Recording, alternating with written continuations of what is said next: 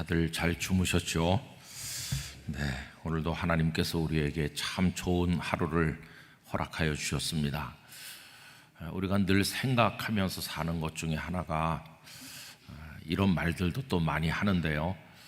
어저께까지 살아 있었던 사람 중에서 지난밤이 흘러가는 동안에 세상을 떠나서 오늘을 맞이하지 못한 사람이 지구촌에 참 많을 것이다. 이런 말들을 하고 있습니다. 여러분, 그게 사실이죠. 어저께까지는 살아서 숨쉬고 있어서 지구촌의 인구가 몇 명일까 헤아린다면 그분도 이제 그 중에 한 명으로 포함됐겠죠. 그런데 지난밤 몇 시간 우리가 깊은 잠에 떨어져 있던 그 몇 시간 동안에 세상을 떠난 사람들이 얼마나 많이 있겠습니까? 그래서 오늘 조사하면 그분들은 그 숫자에 포함되지 못하겠죠. 그게 매일같이 일어나는 일입니다. 그리고 언젠가는 이제 우리도 그런 사람 중에 한 사람이 될 겁니다. 그들은 오늘을 맞이하지 못했는데 하나님께서 이 새벽에 우리를 깨우시고 또 우리의 마음속에 하나님을 기억하는 믿음을 주셔서 우리는 오늘을 살게 하십니다. 여러분, 하나님께서 오늘을 왜 주셨을까 이렇게 생각하면 이 하루가 뭐라고 말할 수 없을 정도로 소중한 시간이죠. 하나님께서 우리에게 주신 시간, 여러분 사랑하시기 바랍니다. 그 시간을 누리도록 하나님께서는 우리 안에 생명을 주셨어요. 시간만 가지고는 복이 될 수가 없고 그걸 누릴 생명이 우리 안에 있어야 시간이 의미가 있는 겁니다. 근데 하나님께서는 우리에게 생명도 주셔서 오늘이라는 시간을 누리게 하셨습니다. 그리고 또 생명도 주시고 시간을 주신다고 해도 그게 다 저절로 복이 되는 것은 아닙니다. 여러분, 생명을 하나님 주셨는데도 깨닫지 못하고 그 시간을 하나님이 주신 은혜인데도 깨닫지 못하고 그저 동물적 욕구에 따라 살아간다면 그것은 오히려 저주가 될 것입니다. 차라리 죽는 것만 못한 그런 저주받은 인생이 되고 말 것입니다. 그래서 여러분, 진짜 복된 삶이 되려면 반드시 하나님을 기억해야 됩니다. 여러분, 아침에 일어나실 때 제일 먼저 우리의 영혼 속에 하나님이 떠오르기를 원합니다. 시편 17편 맨 끝에 보면 다윗의 이런 고백이 나옵니다. 내가 깰 때에, 아침에 눈을 뜰 때 내가 깰 때에 주의 형상으로 만족하리이다. 여러분, 우리의 마음속에 걱정도 많아요. 또 그런가 하면 세상을 사랑하는 마음도 많아요. 욕심도 많아요. 그 모든 것들이 이렇게 어우러져서 뒤죽박죽이 되면서 우리 마음을 하루 종일 꽉 채워서 뒤흔들지 않습니까? 이제 그런 것들에 끌려다니기 전에 제일 먼저 주님의 형상으로 만족하는 거예요. 아침에 눈을 뜨면 제일 먼저 생각나는 분이 우리 주님이셔야 합니다. 그래서 제일 먼저 주님의 성호를 부르고 내게 생명을 주시고 오늘을 살게 하신 주님 감사합니다. 그런 마음으로 출발하는 겁니다. 하루의 첫 단추를 잘 꿰면 마지막 단추까지 잘 꿰게 될 것입니다. 그래서 여러분, 하루하루를 하나님 안에서 의미 있고 값지게 누리시고 거기 아름다운 이야기들을 적어 나가시기를 바랍니다. 하나님 주신 이 시간은 하얀 백지와 같아요. 이제 그 위에 내 마음과 나의 삶을 붓처럼 동원해 가지고 한 글자 한 글자 적어 내려가는 겁니다. 그래서 우리는 마치 장편 드라마 하나를 살아내는 것과 같아요. 우리 인생 전체가 하나의 긴 드라마와 같고 그것이 완성됐을 때 하나님 앞에 올려드리는 거죠. 하나님께서 너의 인생은 정말 아름답구나. 사실 우리 인생은 다 추하고 문제투성이지만 하나님께서 어여삐 봐주시는 거예요. 우리가 그 사랑과 은혜를 입어서 사는 거죠. 마치 3살, 4살짜리 꼬마가 아빠, 엄마, 내가 노래 부르고 한번 멋진 춤 춰볼게. 꼬마가 뭐 엉성하죠. 그래도 엄마 아빠는 최고다 이렇게 칭찬해 주잖아요. 하나님께서 우리가 살아내는 삶의 드라마가 수준 이하고 형편없어도 하나님은 사랑의 렌즈를 끼고 우리를 바라보시기 때문에 너 참 멋지다 이렇게 해주신다고 믿습니다. 그 사랑 덕택에 우리가 하나님 앞에서 하나님의 어린 아기처럼 살아가는 것이죠. 이제 거기에 행복이 있고 감사가 있어요. 계단 올라오다 보니까 감사에 관한 여러 이야기들을 적어 놓으신 걸 보게 되었는데, 우리 언양교회 성도들 여러분들의 마음속에 하나님 앞에서 누리는 기쁨이 충만하시기를 바라고 늘 감사 가운데 하루하루를 살아가시기를 간절히 바랍니다. 여러분, 우리들이 정말 아름다운 인생을 완성하기 위해서 필요한 게 뭘까, 그런 생각을 해보게 됩니다. 창세기 1장으로 가서 이제 근원적인 것을 생각을 해보면 이렇죠. 흔히들 우리들은 하나님께서 엿새 동안에 창조하셨다 이렇게 말해요.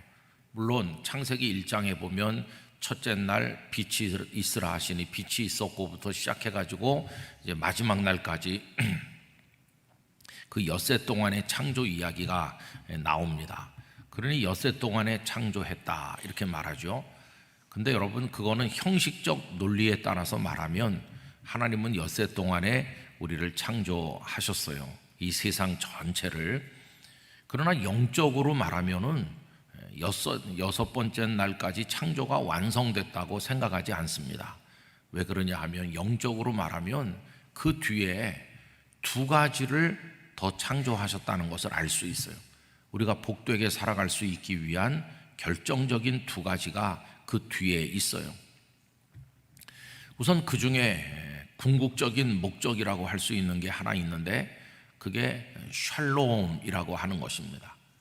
평화, 하나님께서 우리에게 주시는 샬롬. 여러분이 샬롬이라고 하는, 평화라고 우리가 번역하지만은 평화라는 단어 가지고는 샬롬을 제대로 표현할 수 없어요.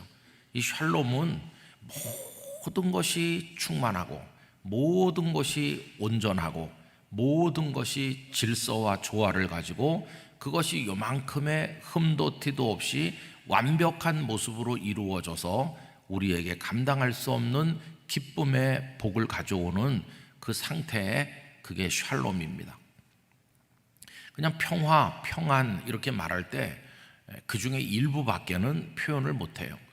근데 하여튼 샬롬이 성경에서 말씀하는 하나님께서 우리에게 주시는 최고의 복이라는 것을 알 수 있어요. 이 샬롬이 온전하게 구현되는 곳이 어딜까요? 그것은 바로 하나님께서 우리를 위해 준비하신 천국입니다.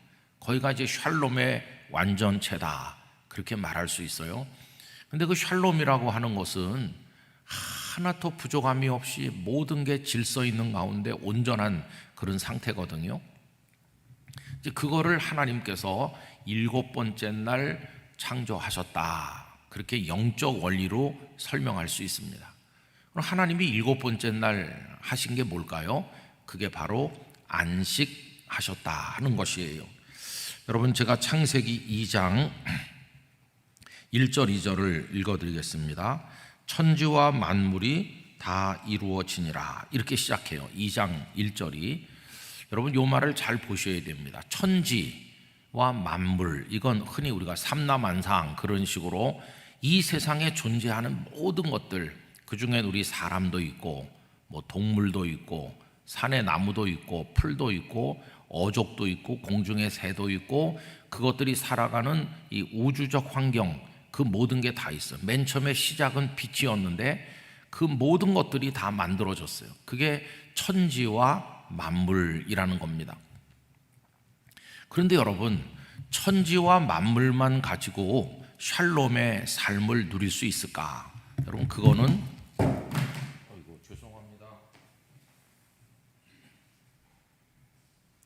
천지와 만물만 가지고 이 세상에 행복한 삶을 누릴 수 있을까? 그거는 불가능한 거죠. 천지와 만물만 가지고는 안 되는 거예요. 그럼 이제 거기에 뭐가 있어야 되느냐 하면은 하나님의 안식이라는 게 있어야 돼요. 마치 뭐와 같으냐 하면 내가 신축 아파트 넓은 거 아주 좋은 거 로얄층 한 채를 샀어요. 그래가지고 그 안에다가 온갖 좋은 걸 다 채워 넣는 거예요. 이 신축 아파트 내가 산 집이 이 우주와 같다면 그 안에 온갖 게 다 들어있잖아요. 마치 좋은 장롱도 있고 TV도 있고 침대도 아주 고급 침대를 사다 놨고 뭐 주방 용기니 뭐니 완벽하게 최고급품으로 세팅을 딱 끝냈어요. 그리고 이제 내가 거기 들어와 사는 거예요. 내가 들어와서 거기 살아요. 그런데 거기 나 혼자밖에 없어요. 그래서 문 열고 들어오면 모든 게 새 거고 모든 게 최상품인데 거기 나 혼자 있는 거예요. 그럼 여러분 거기 행복과 기쁨이 있을까요? 그게 없어요. 여러분 이 우주 공간, 이 세상에 존재하는 건 다 물질 세계입니다. 물질 세계. 그렇죠? 이 아름다운 경치가 있어요. 여러분 여기 얼마나 아름다운 곳입니까? 영남 알프스 이쪽에. 그렇지만 거기에 그것만 있어 가지고는 우리 마음이 행복할까? 절대로 그렇지 않아요. 방금 말씀드린 것처럼 좋은 집에 모든 걸 채워 넣어도 거기 나 혼자 우두커니 있는 것과 똑같아요. 여러분 거기 소파에 앉아가지고 이게 샬롬이다 이럴 사람 아무도 없을 거예요. 하루 이틀 정도는 거기서 즐기면서 그 모든 걸 누릴 수 있을 것 같아요. 그런데 매일같이 여기서 이렇게 있어라 24시간 계속 여기서 너 혼자 이렇게 있어라 그러면은 거기 계속 있을 사람이 없을 거예요. 그거는 잘 만든 감옥과 같은 거니까 사람들은 다 뛰쳐나갈 거예요. 너 다시 그 집에 들어가서 혼자서 행복하게 살아라 그러면 들어올 사람 아무도 없을 거예요. 그게 그저 얼마 동안은 혼자 있을지 모르지만은 여러분 그거는 아주 잘 만든 감옥이라고 말씀드렸잖아요. 그래서 요 천지와 만물만 가지고는 창조가 진정으로 완성됐다고 할 수가 없어요. 그 안에서 기쁨을 누려야 되는 거죠. 그 안에서 행복이 있어야 되는 거예요. 그게 뭐냐 하면 안식이라고 표현하는 겁니다. 그래서 2장 2절에 보면 하나님이 그가 하시던 일을 일곱째 날에 마치시니, 여러분 이 표현이 아주 절묘해요. 우리는 보통 형식 논리에 따라서 하나님이 엿새 동안에 창조하셨다 이렇게 말한다고 그랬잖아요. 그러면 어떻게 표현해야 되냐면은 하나님이 그가 하시던 일을 여섯째 날에 마치시니 이렇게 해야 돼요. 그죠? 그런데 여기 성경은 일곱째 날에 마치셨다고 그래요. 일곱째 날. 그럼 여섯째 날까지는 뭔가 약간 부족했다는 것을 말씀하는 거예요. 그럼 일곱째 날 그 모자라는 2%를 하나님은 채우신 거죠. 그 일곱째 날 마치셨다고 하는 그 표현 속에 그 절묘한 하나님의 뜻이 담겨 있어요. 그럼 일곱째 날 하신 게 뭔가? 그가 하시던 모든 일을 그치고 일곱째 날에 하신 게 뭐냐 하면은 안식하시니라. 할렐루야. 이게 일곱째 날 하나님이 하신 거예요. 여섯째 날까지 만든 거 가지고는 98%밖에 안 됐어요. 우리 옛날에 2% 부족하다 그런 말 하잖아요. 그 2%가 없으면 그 앞에 98%가 소용이 없는 거예요. 마치 야구 경기를 하는데 9회 말 투아웃까지 우리가 이기고 있다. 그래도 그 이긴 게 아니에요. 9회 말 3아웃까지 다 끝나서 이겨야 그게 이긴 거지, 투아웃 상태로 계속 있으면 아직 이긴 게 아니에요. 그게 끝나야 끝나는 거잖아요. 그게 2% 부족한 그거죠. 그걸 여러분 여기 지금 안식하시니라로 마침표를 찍으신 거예요. 우리가 아무리 어떤 문장을 쭉 썼어도 맨 끝에 마침표, 점을 딱 찍어야 그 문장이 완성되는 것처럼 하나님의 안식이라고 하는 것은 첫째 날부터 쭉 만드신 그 많은 것들의 완성, 그게 바로 하나님의 안식이라는 걸 알 수 있어요. 그게 이제 모든 게 끝나게 하는 그런 일이기 때문에 3절 하나님이 그 일곱째 날을 복되게 하셨다. 여러분 첫째 날도 복되고 둘째 날도 복되고 다 사실은 복된 날인데 그 복이 완성되는 거가 7번째 날이에요. 복되게 하셨을 뿐만 아니라 그날은 더하기 거룩한 날이기도 해요. 복되게 하사 거룩하게 하셨으니 이는 하나님이 그 창조하시며 만드시던 모든 일을 마치시고 그날에 안식하셨습니다. 그래서 여러분, 이 7째 날의 의미에 대해서 우리가 생각을 잘 해야 됩니다. 여러분, 7번째 날 하나님께서 안식하시고 모든 걸 완성하셨잖아요. 그 하나님의 안식, 그 하나님의 안식이 그게 샬롬인 것이 샬롬. 여러분, 물질적인 어떤 환경과 조건을 가지고 샬롬을 누려보려고 하는 것은 어리석은 일입니다. 그건 아까 새로 지은 아파트에 좋은 물건을 쟁여놓고 나 혼자 행복하려고 하는 것과 똑같이 어리석은 것입니다. 저는 언양교회 성도들에게 하나님의 샬롬이 언제나 충만하시기를 바랍니다. 이거를 예수님께서는 요한복음 14장에서 제자들과 함께 만찬을 드시면서 그 다음날 십자가를 지시게 되는데 그때 말씀하셨잖아요. 나의 평안을 너희에게 준다. 주님이 주시는 평안, 세상이 주는 것과 같지 않은 그런 평안, 그게 샬롬인 것이. 그거를 인간적인 용어로 표현하면 행복이라고 말할 수 있어요. 여러분, 성경에 행복이라는 단어는 존재하지 않지만, 그래서 어떤 분들은 행복은 지극히 세속적인 거다 이렇게 좀 비판적으로 말하기도 하지만 그건 세속적인 단어로 그런 것이고, 성경의 표현으로 하면 하나님의 평화, 하나님의 샬롬, 모든 게 온전하고 내 마음속에 기쁨이 가득한 바로 그거예요. 그래서 여러분, 항상 기뻐하라 이렇게 말씀하셨잖아요. 이 하나님의 샬롬이 우리에게 있으면 다른 게 좀 부족해도 그거 빼앗기지 않아요. 제가 종종 이제 곳곳에 갈 때마다 이야기하는 분이 있는데, 리차드 범브란트라고 하는 목사님이 계셨습니다. 리차드 범브란트 목사님은 루마니아 목사님이신데, 루마니아 사람이 아니고 혈통으로는 유태인입니다. 근데 유태인은 다 유대교를 믿고 예수님을 메시아로 잘 인정하지 않잖아요. 근데 그분은 그리스도인이 되신 분이세요. 그리고 이제 목사님이 되셨어요. 온 가족이 그리스도인이에요. 근데 얼마나 많은 박해와 고통을 받았는지 몰라요. 그래서 이분에게 붙은 별명이 뭐냐 하면 20세기에 살아있는 순교자다, 그런 존경스러운 별칭이 그분에게 붙어 있습니다. 이분은 목회자가 되신 이후에 말로 다 알 수 없는 고난을 겪었는데, 그 히틀러의 나치주의자들, 그 파시즘, 그거에 의해서도 투옥되기도 하고 고통도 많이 받으셨고, 나중에는 그 동유럽이 소련에 의해서 공산화됐잖아요. 오늘날 뭐 폴란드, 뭐 루마니아, 체코, 뭐 전부 다 옛날에 동유럽 국가들이 이제 공산화됐었는데, 루마니아도 그 중에 하나잖아요. 그 루마니아의 철권 통치자 차우세스크라는 사람이 있었습니다. 여러분 기억하시죠? 동유럽에 민주화 바람이 불면서 다 이제 민주화되는 과정에 루마니아도 민주화가 됐는데, 그 차우세스크라고 하는 수십 년을 독재하던 이 공산주의 지도자는 그 부부가 무슨 정식 재판을 받고 이렇게 해가지고 처벌을 받은 게 아니라 성난 군중에 의해서 살해됐죠. 처형된 거예요. 시민이 그들을 정죄해가지고 그 차우세스크 정권은 비극적으로 이제 막을 내려요. 근데 이 리차드 범브란트 목사님은 차우세스크 정권 아래서 말로 다 알 수 없는 고통을 겪었어요. 이분은 감옥에 많이 계셨습니다.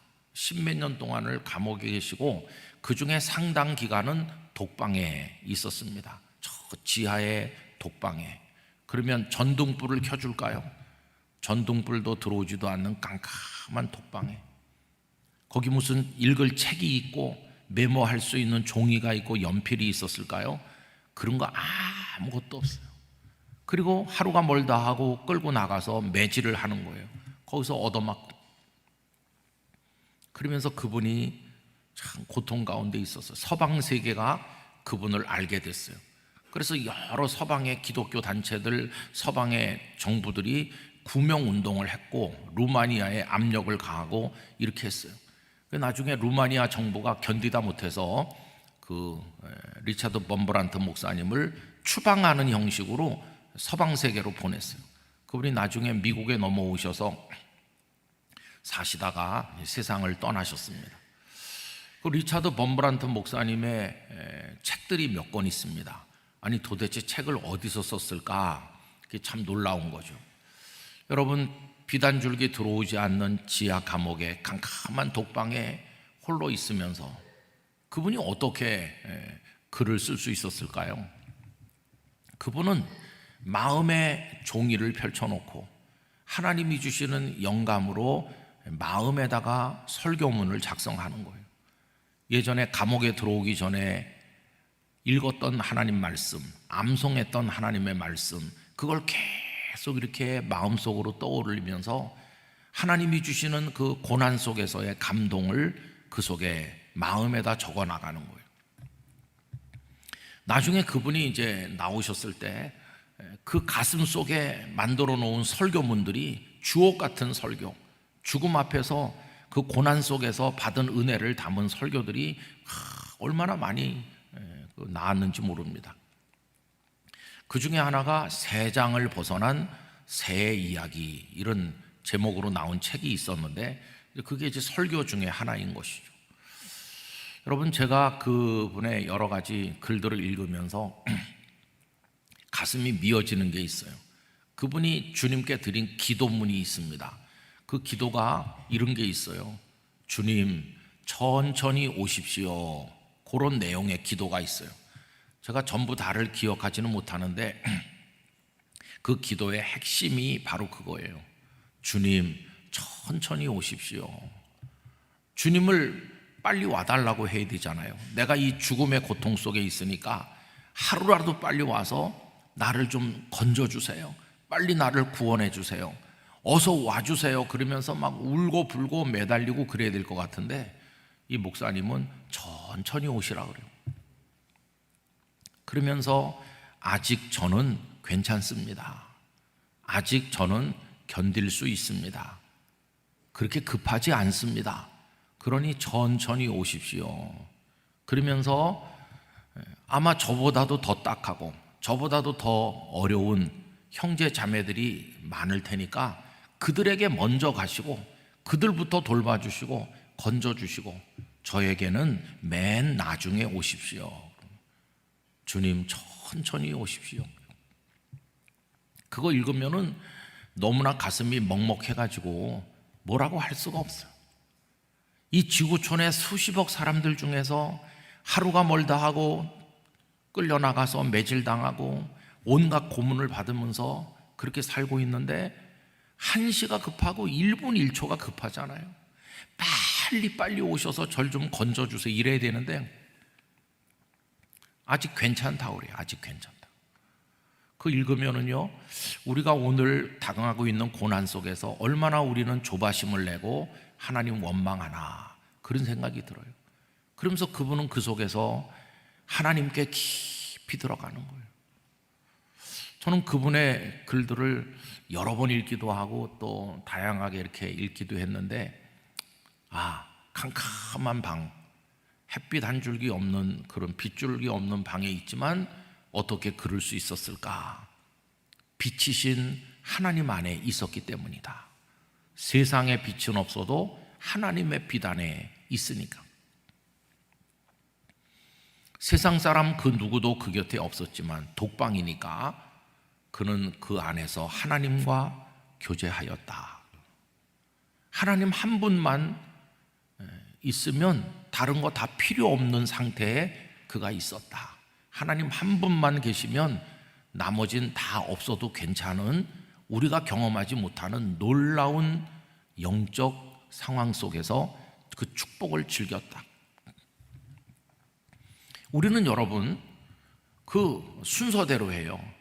우리 아파트 새로 사는 얘기 아까 했는데 그러면은 일단 전등 스위치부터 올려요. 그러면은 넓은 거실에 안방도 훌륭하고 그냥 뭐 화장실도 번쩍번쩍하고 조명이 쫙 들어오면서 와 깨끗한 집이다. 인테리어가 끝내주네 그러면서 이렇게 둘러보잖아요. 마치 그게 전원 스위치를 올리는 그 심정이 빛이 있으라 하는 것과 비슷해요. 그러면서 뭐 둘째 날, 셋째 날, 넷째 날 해서 맨 마지막에 사람 만들기 직전까지 동물까지 다 만드시잖아요. 그 물질의 세계를 만드시잖아요. 그게 마치 장롱 들어오고 TV 들어오고 침대 들어오고 뭐 그런 거나 비슷해요. 그리고 맨 마지막 여섯 번째 날 맨 마지막에 사람이 만들어져 가지고 집 주인인 내가 거기 딱 등장하는 것과 같아요. 그런데 그건 일곱째 날이 아직 없는 거예요. 그 집 안에 진짜 샬롬, 행복이라고 하는 게 있으려면 그 하나님이 일곱째 날 이루신 안식이라는 게 있어야 되는 거예요.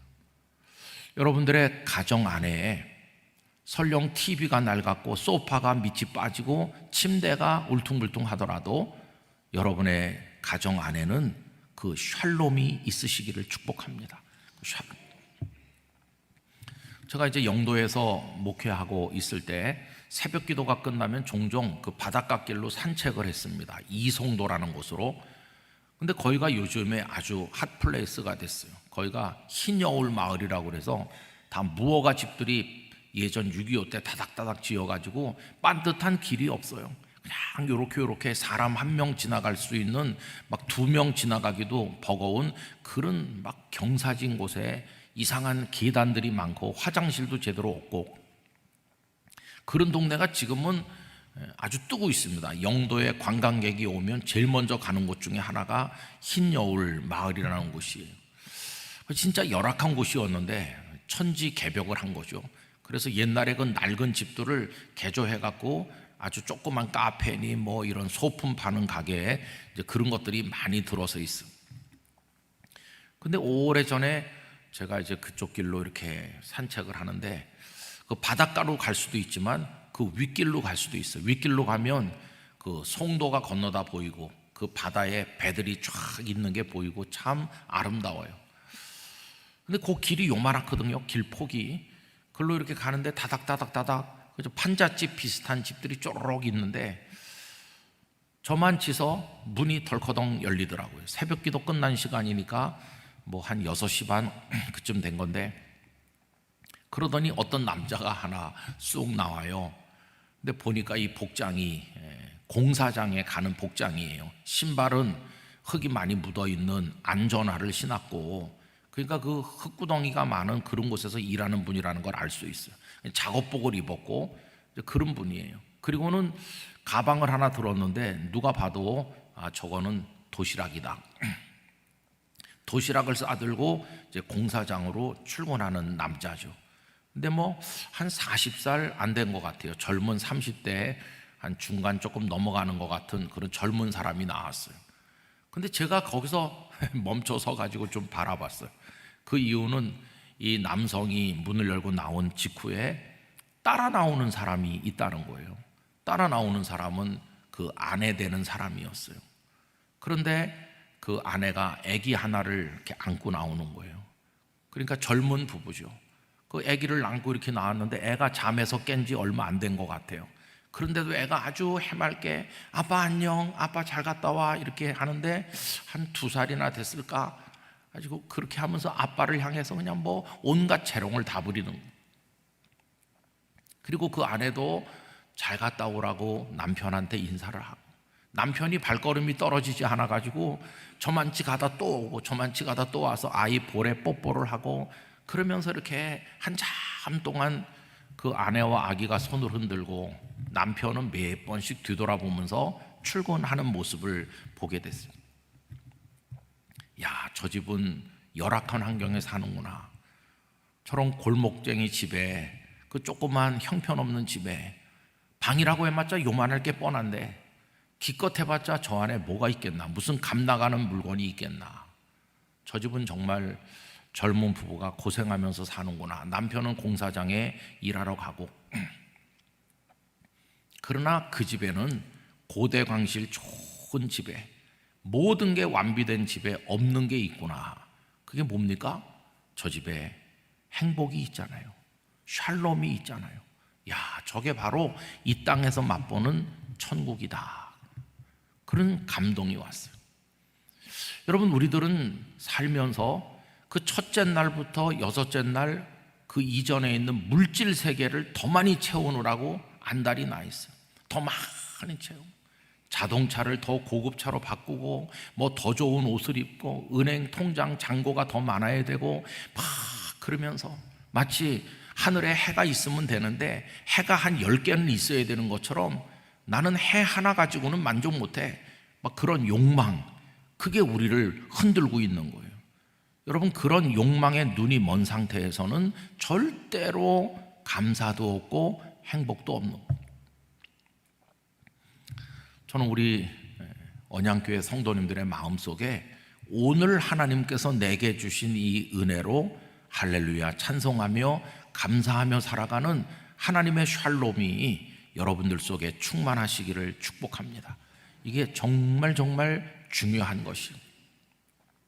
그럼 여러분, 이제 하나님께서 일곱째 날 그 모든 것을 마치셨다고 하면서 안식하셨다고, 안식, 하나님의 안식이 천국의 안식인데, 영원한 안식인데, 그걸 샬롬이라고 얘기하는 거예요. 요한계시록 21장에 보면 그 새하늘과 새 땅을 얘기하면서 하나님이 함께 계시다. 엊그저께도 말씀드렸죠. 하나님이 함께 계시고, 그리고 눈물을 닦아주시고, 다시는 아픈 것도 없고 죽는 것도 없고, 그런 곳, 그러면서 언제나 하나님이 그들과 함께 거하시는 것, 그게 하나님의 샬롬, 하나님의 나라, 그게 이루어지는 게 천국, 그걸 보여주고 있잖아요. 그럼 여러분, 그런 샬롬이 이루어지기 위해서 뭐가 필요할까? 한 가지 더 필요해요. 그 샬롬이 이루어지기 위해서 한 가지 더 필요한 거, 방금 전에 제가 출근하는 아빠를 전송하는 그 아내와 아기 얘기를 했잖아요. 바로 그게 필요한 겁니다. 그 집에 샬롬이 있는데 그 샬롬이 이루어지기 위한 그 한 가지가 뭘까? 여러분, 그게 사랑입니다. 사랑.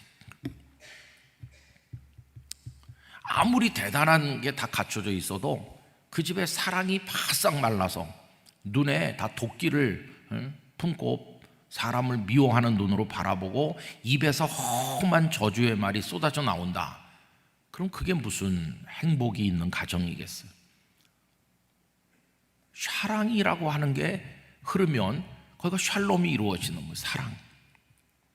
그래서 여러분, 창세기 2장으로 넘어와 가지고 일곱째 날 하나님이 안식하셨다 그러면서 2장 그 이후에 쭉 나오는 얘기 중에 결정적인 게 뭐가 있냐 하면은, 아담을 만드시고 하나님은 그 갈빗대를 뽑으셔서 하와를 만드셨다.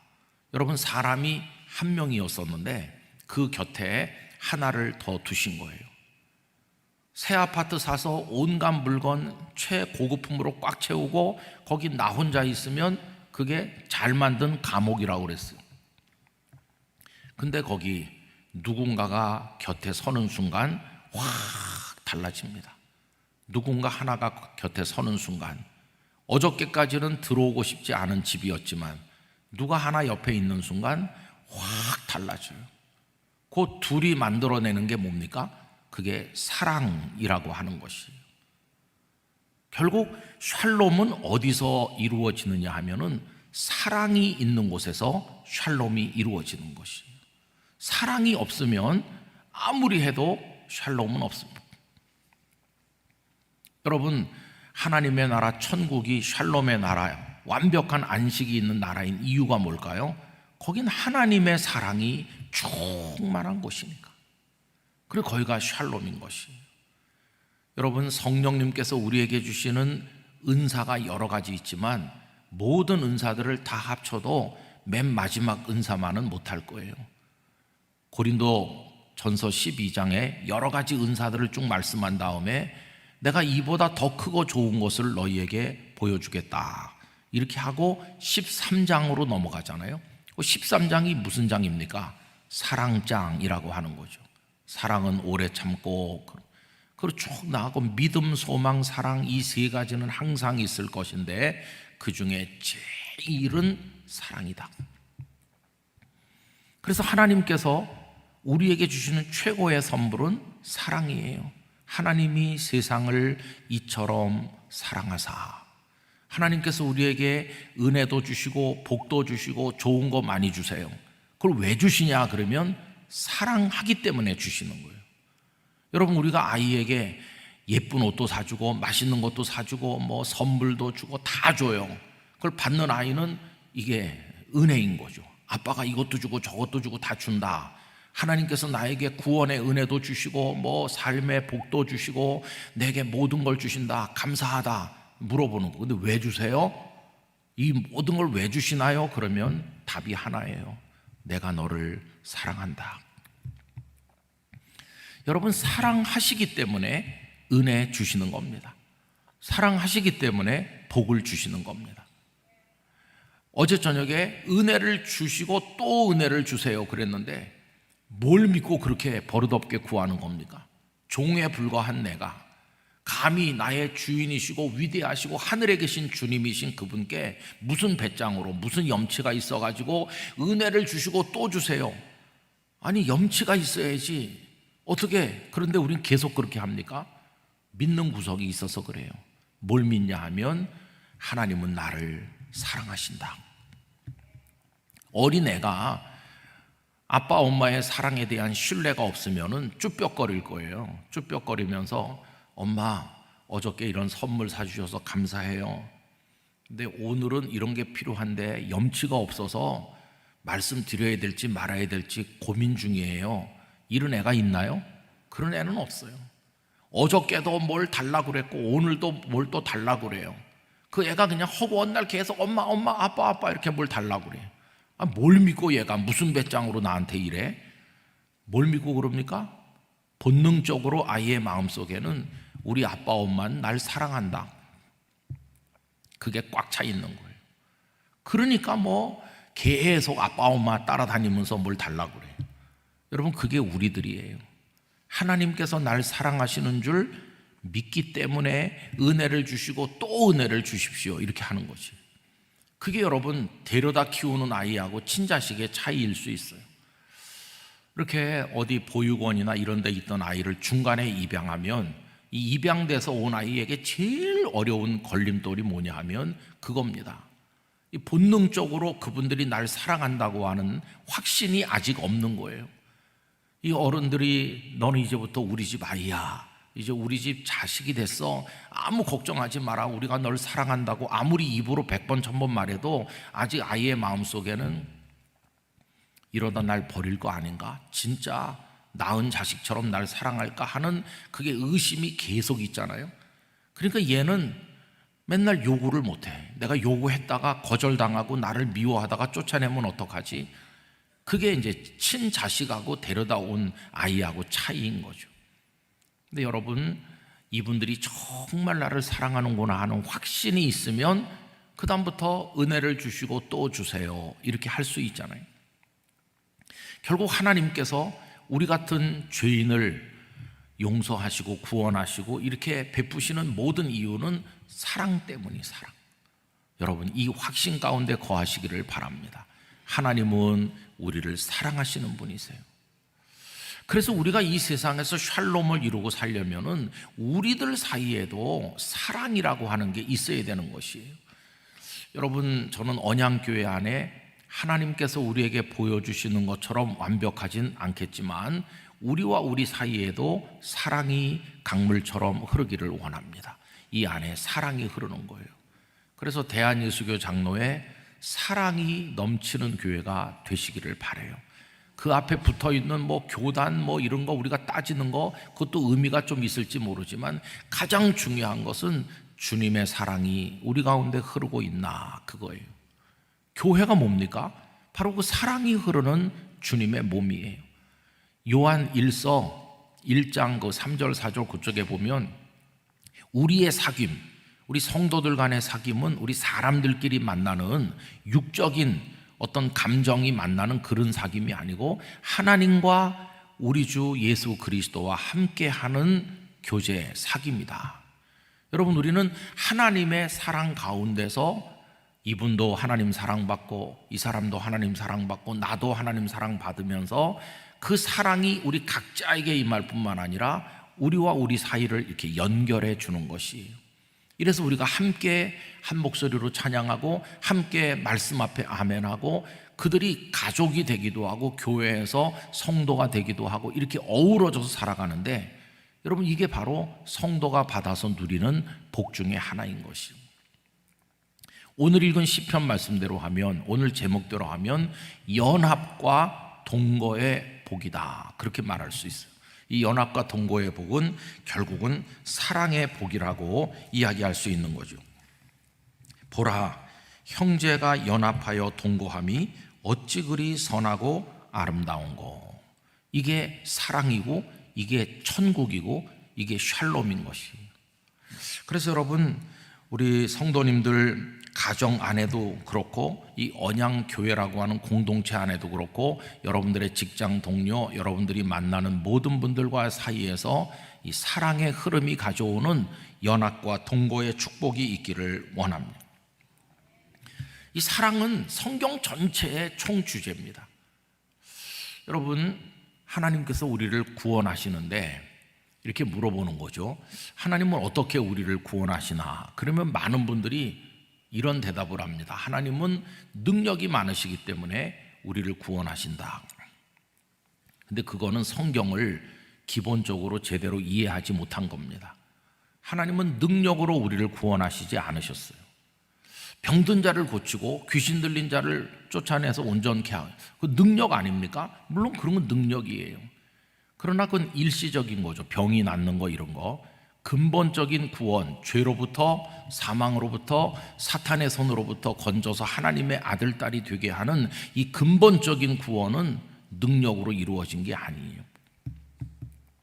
여러분, 우리가 오해하는 것 중에 하나는 예수님 왜 십자가에 달리셨을까? 이렇게 질문하면 그 사탄이 나쁜 사람들을 동원해 가지고 예수님을 십자가에 못 박은 거다,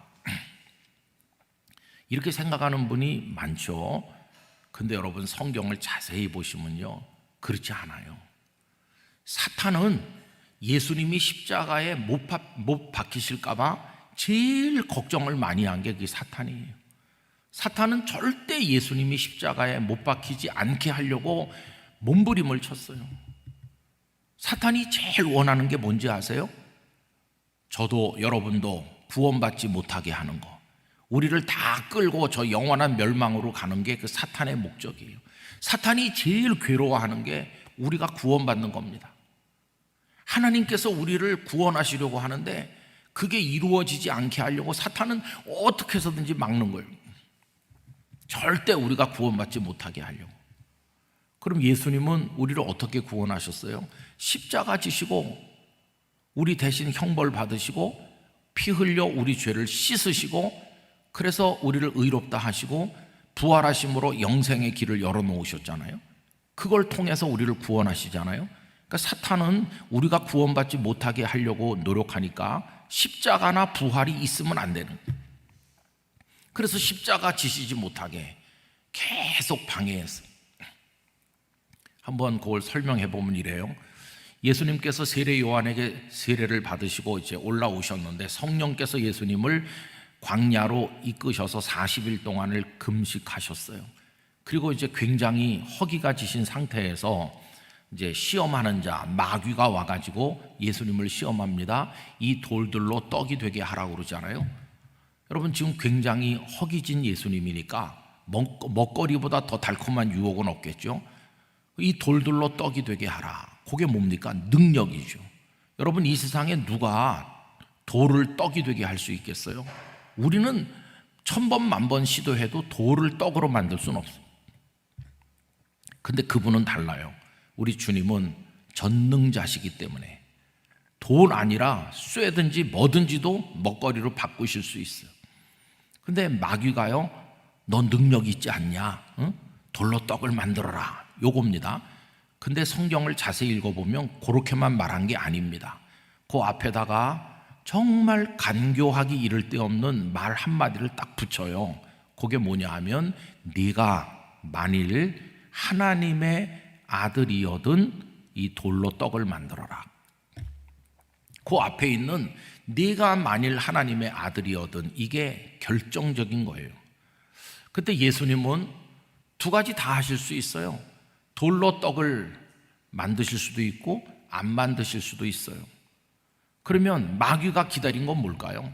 돌로 떡을 만드는 겁니다. 예수님이 돌로 떡을 만들어서 당신도 잡수시고 굶주린 그 당시 백성들에게도 다 매일같이 나눠주면서 먹거리를 공급하면 어떤 일이 벌어질까요? 사람들이 막 몰려오겠죠. 떡 5개, 물고기 2마리로 5,000명 먹였을 때도 사람들이 열광하면서 막 임금님으로 추대하려고 했던 판이니까. 그 다음부터 사람들은 때로 몰려올 겁니다. 저분은 돌로 떡을 만드는 분이야. 저분은 우리의 왕이시다. 확 하면서 예수. 정말 예수님은 슈퍼스타가 되는 거예요. 막 사람들이 박수치고 영광 돌리고. 그럼 우리는 예수님이 영광 받으시면 좋은 거 아니야? 이렇게 생각하지만 아니에요. 여러분, 만약에 그렇게 되면 문제가 생겨요. 예수님이 십자가를 안 지게 되는 거예요. 영광만 받으시지 고난은 없는 거예요. 그래서 예수님이 십자가를 안 지게 되면 우리 죄는 어디서 씻습니까? 우리는 어떻게 구원받습니까? 그게 안 되는 거예요. 예수님께서 떡을 만들지 않으셨어요. 떡을 만들지 않으니까 마귀가 뭐라고 합니까? 저 가짜다, 진짜 하나님의 아들이라면 이것도 못해? 이러는 거죠. 진짜 하나님의 아들이라면 돌로 떡 만드는 거 이거는 누워서 식은 죽 먹길 텐데 저 예수는 가짜 하나님의 아들이다, 이렇게 비방하는 거예요. 이게 마귀의 본심이 드러난 거예요. 예수님이 십자가 지지 않게 하려고. 근데 그게 결정적으로 또 나타나는 대목이 마태복음 16장입니다.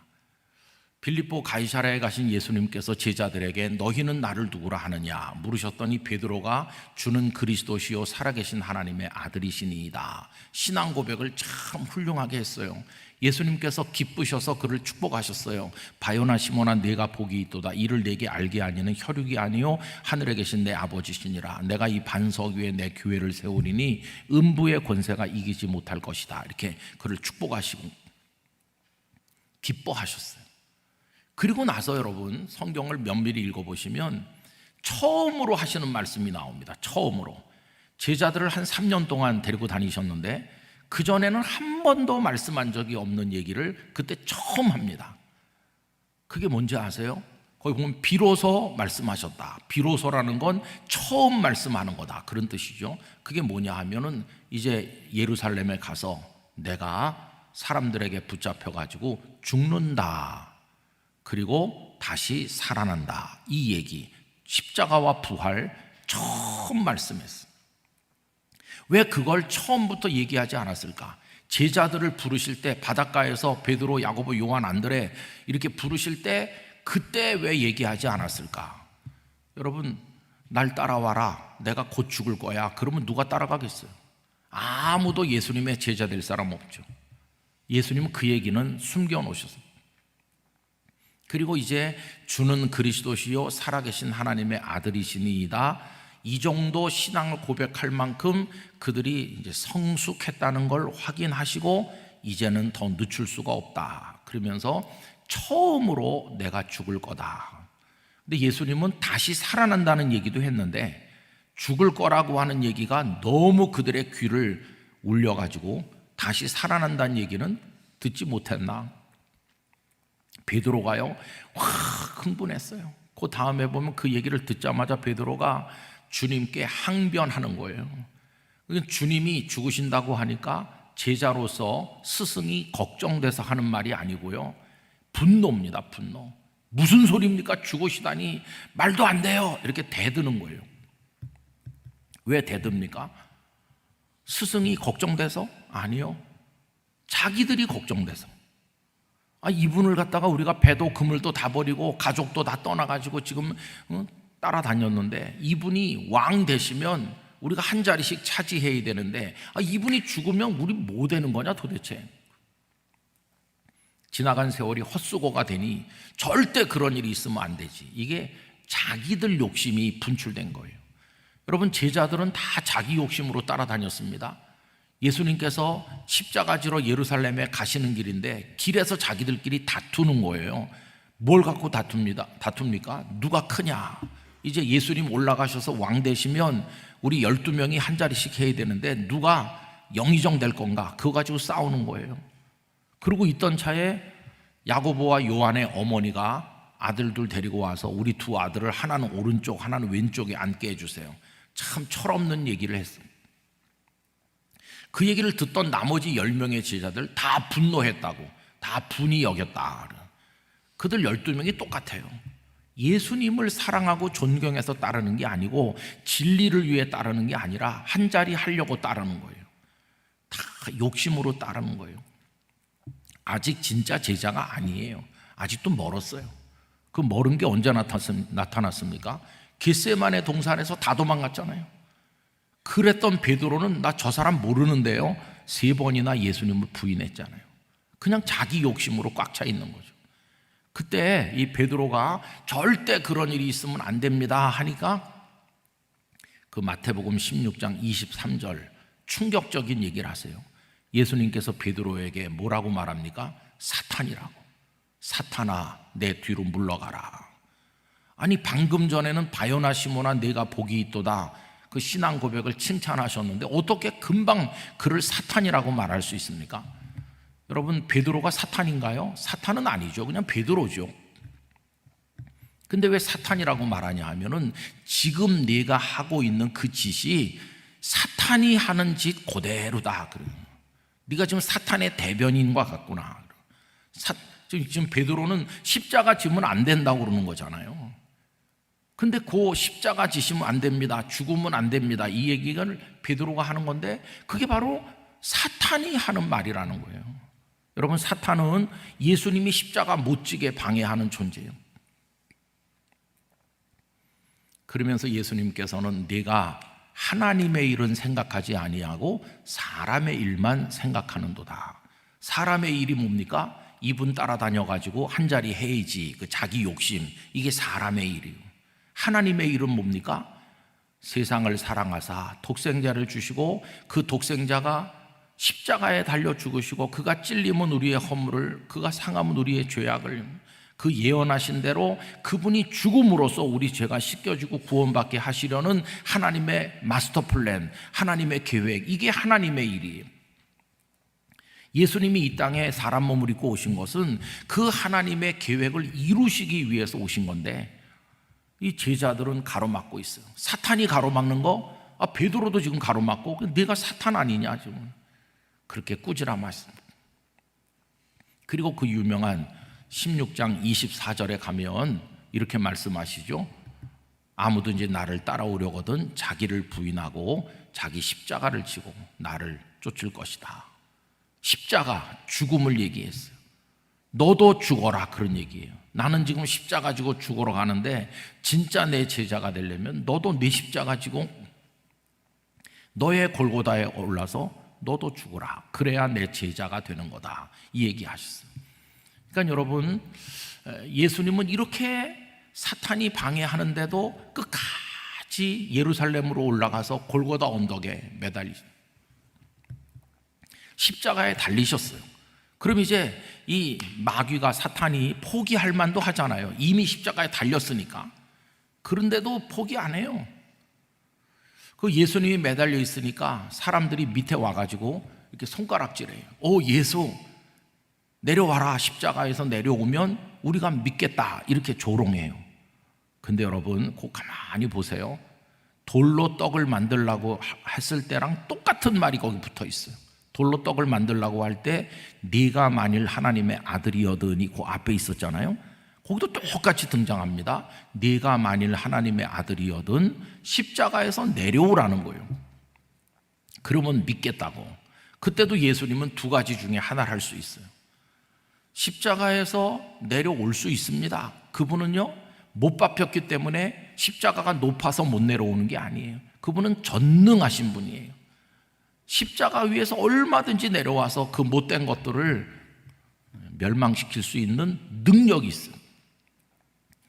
근데 만약에 예수님이 십자가에서 내려오면 어떻게 됩니까? 십자가 던져버리고 내려오시면 죽음의 형벌을 누가 대신 받아줍니까? 보혈을 흘려주셔야 우리가 구원받을 텐데 십자가가 없으면 기독교 복음이 없는 거예요.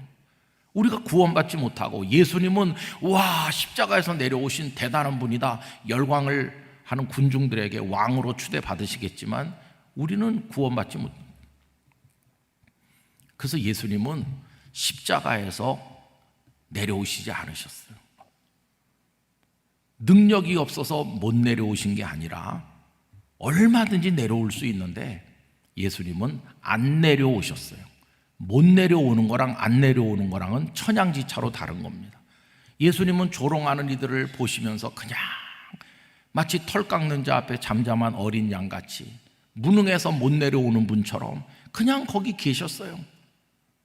내려올 수 있는데 왜 안 내려오셨나? 여러분 왜 안 내려오셨을까요?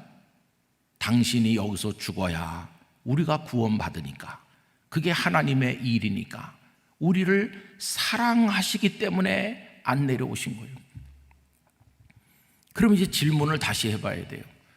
우리를 어떻게 구원하셨나? 능력으로 구원하셨지? 아닙니다, 여러분. 능력으로 구원하신 게 아니라 사랑으로 구원하신 겁니다. 사랑으로 구원하셨어요. 당신의 능력을 다 사용했으면 십자가는 없었을 것이에요. 그런데 우리를 사랑하셔서 온갖 모욕과 멸시천대를 받으시면서 끝까지 거기서 견디고, 저 가짜 하나님의 아들이다, 무슨 하나님의 아들이 십자가에서 죽냐, 더러운 사형수들이나 십자가에서 죽는 거지, 온갖 욕설을 다 해도 다 들으시면서 거기서 버티셨어요.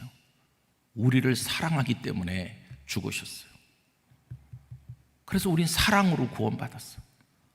여러분, 그래서 사랑은 성경 전체에 가장 빛나는 놀라운 것이에요. 이 사랑이 성경 전체 밑에 흐르고 있는 총주제인 것입니다. 하나님이 세상을 이처럼 사랑하사. 사랑만이 사람을 구원해요.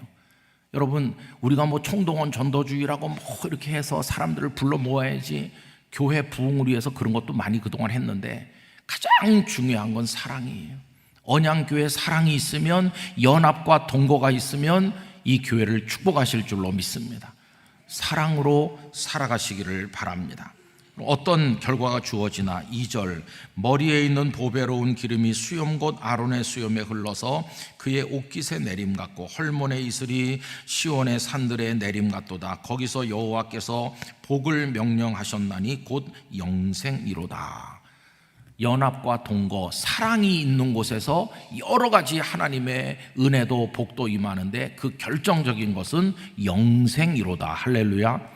사랑이 영생을 가져온, 하나님의 사랑이 영생을 주시고 우리 안에 흐르는 사랑이 불신자들의 마음을 열어서 영생으로 나오도록 인도해 주는 끈이 되는 겁니다. 그래서 여러분, 오늘 하나님, 내가 사랑하는 사람이 되게 해주세요.